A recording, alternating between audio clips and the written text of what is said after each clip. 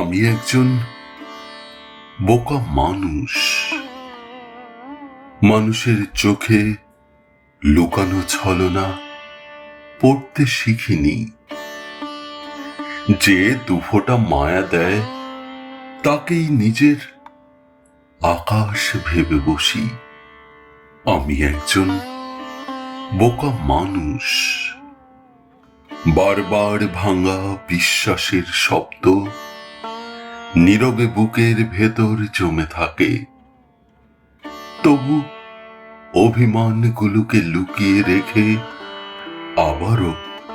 আবারও কারো জন্য দরজা খুলে দিই। জানি এই সরলতাই আমার পরাজয়।